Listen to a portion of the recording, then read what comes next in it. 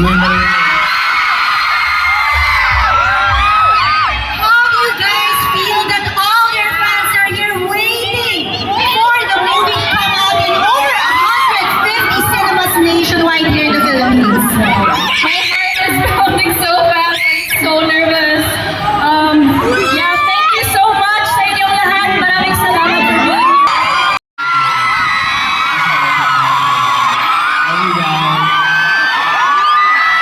You know, when you experience the Filipino hospitality all day. So tell us more about your roles in the movie. You can go ahead. Here I play Iris. She is a receptionist, a hotel receptionist. Isa siyang OFW na nagtatrabaho sa hotel kung saan magiging guest si Karen. I play as Karen, so he's a Thai guy who's here on the way to Hong Kong, who is missing, and then he met Iris, who is receptionist at the hotel. So a while ago, we saw the trailer of your movie. Did they have such strong chemistry? How was your experience working together in the film?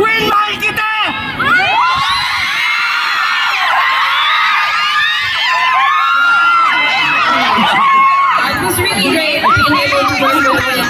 It's such an honor, especially knowing that he's this loved in the Philippines. Yeah, it was very good, and we got along very well working together.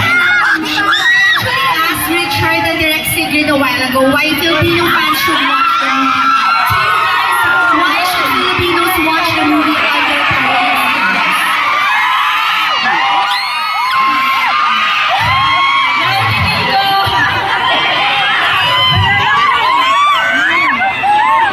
I think Filipino fans should watch this film kasi tayong mga Pinoy, mahilig tayong magmahal.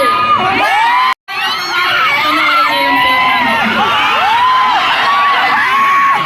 Why should Filipino fans watch your movie?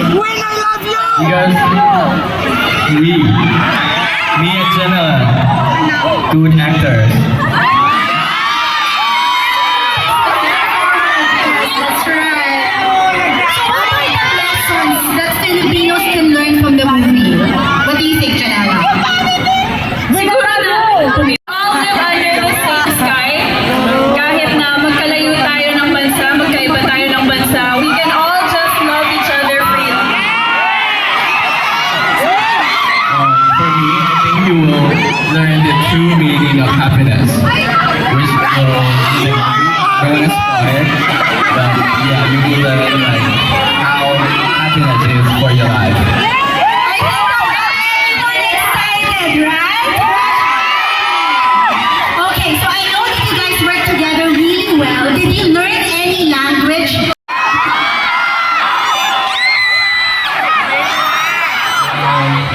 Mahal kita! Mahal kita! Mahal kita! Kayo. And you know what, Will and Janela, the Filipinos love you back as well. And now may I call on Direk Sigrid and Richard to join us back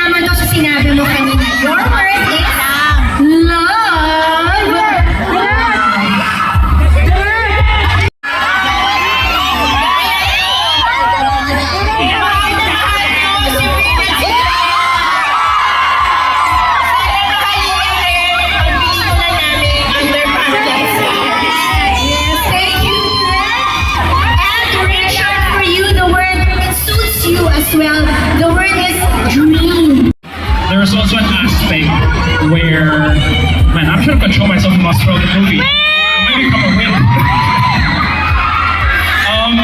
I think the dream is in the film is about chasing a dream, and I think all of us here also have dreams that we want to chase. Everyone on stage here also have dreams to chase.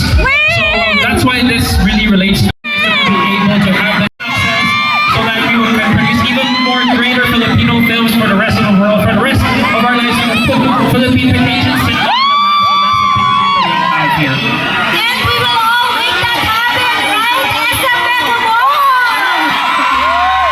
Alright, now I invite Win and Janela to sign our official poster of Under Parallels. Much anticipated cross-cultural, cross-country film, Under Parallel Skies.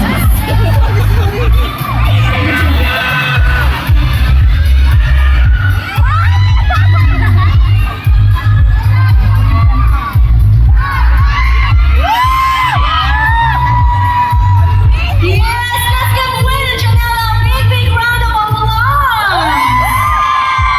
And now may I ask for Win and Janela to please stand in front of your poster for a quick photo op. And now everyone feel free to join Under Parallel Skies here on stage. Once again, Richard.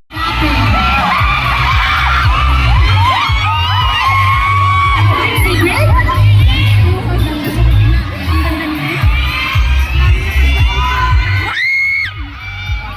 The team behind Under Parallel Skies, produced by 28 Square Studios in co-production by 2 Infinity Entertainment and distributed by Warner Brothers Pictures. Yes, let's give them a big, big round of applause. And now let's invite on stage the Nico and the Warner Brothers Pictures team to have a photo op, of course, with our Under Parallel Skies team.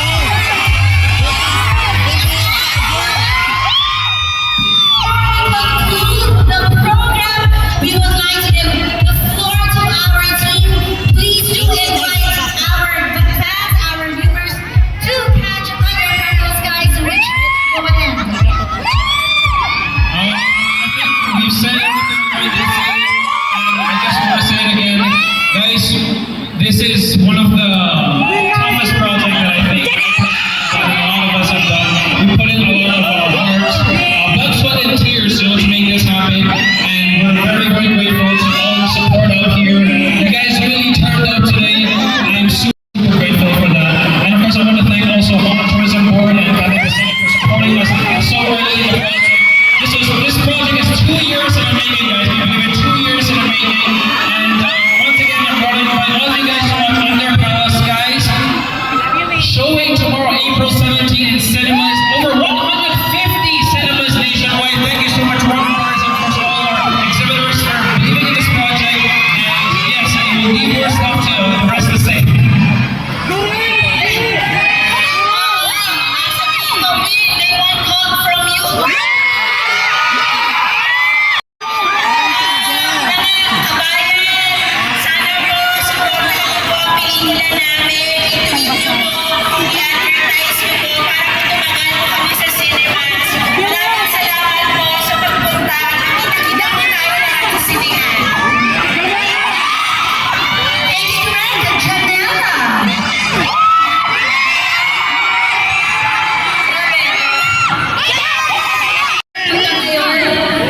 Masayang-masaya kami sa suporta na nakukuha namin sa inyong lahat.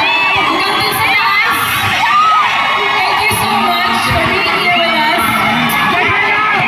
It's been such a long journey promoting and really, it's something that we really take pride in. Proud na